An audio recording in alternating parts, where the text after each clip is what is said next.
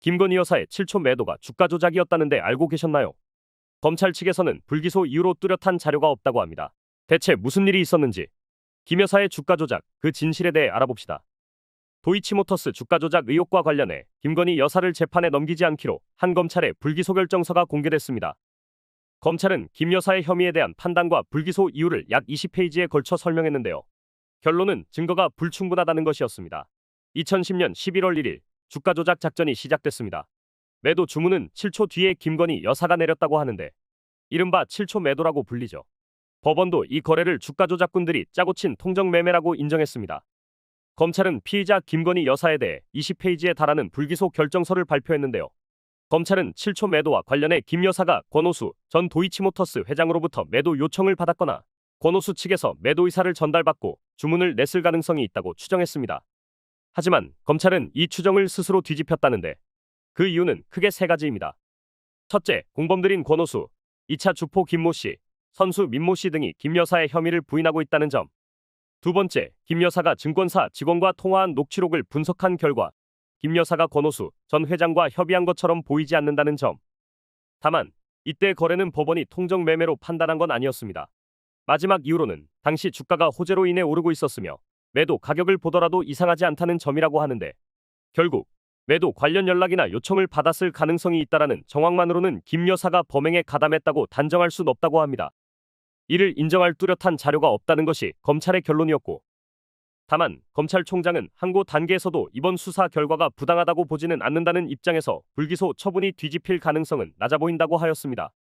이에 고발인 최강욱, 황희석 변호사는 항고하겠다는 입장을 밝혔는데 저는 이번 김 여사의 주가 조작 의혹에 대해 검찰의 불기소 결정에 대한 의문이 들었습니다.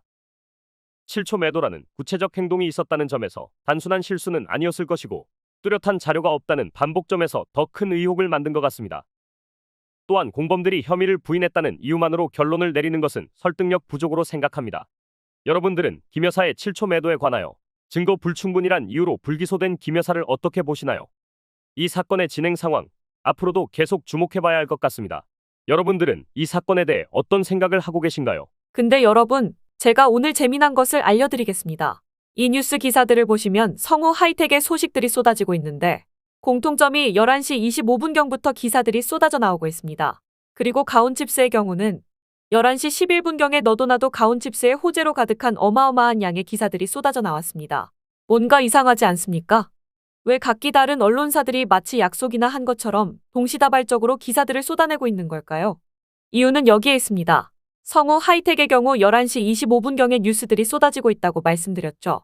그럼 성우 하이텍의 주가를 한번 볼까요?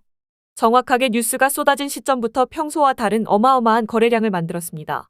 이날만 해도 시총 8천억이나 되는 이 무거운 종목이 20% 이상 상승을 했습니다. 우연이라고 생각하시나요? 그리고 가온칩스의 경우는 11시 11분경에 뉴스가 쏟아졌는데 11시 32분경부터 어마어마한 거래량이 들어와서 시총 1조 2천억이나 되는 종목이 이날 상한가를 찍었습니다.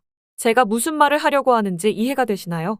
우리 같은 일반인들은 기업의 호재거리들을 내부자가 아니면 쉽게 알 수가 없습니다. 보통 시총이 작은 종목 같은 경우는 어떠한 세력들이 악질적으로 개미들을 털어먹으려고 뉴스를 터뜨리고 상한가를 만들어서 물량을 떠넘깁니다. 그렇기 때문에 뉴스에 팔아라라는 말이 나오는 거죠. 근데 제가 말씀드린 성우 하이텍이나 가온칩스처럼 시총이 무거운 상위 종목들은 개미들을 털어내기 위해 뉴스를 터뜨리지 않습니다. 정말로 호재가 있기 때문에 호재 뉴스를 터뜨려 기업의 가치를 보고 사람들이 투자를 할 수 있게 합니다. 근데 한 가지 더 아셔야 할 게 있습니다. 이런 기사들, 다들 호재가 터지기를 지켜보고 있다가 빠르게 작성하는 게 아닙니다.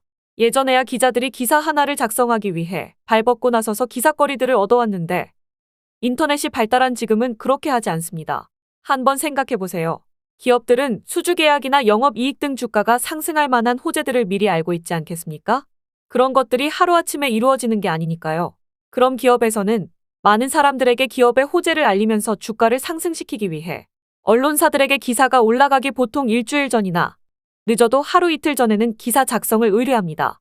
저희도 많은 곳에서 의뢰가 들어오는데 보통 기사 한 편당 5만 원에서 10만 원 정도의 원고료를 받고 작성을 하기 때문에 기사를 만드는 건 어렵지 않습니다.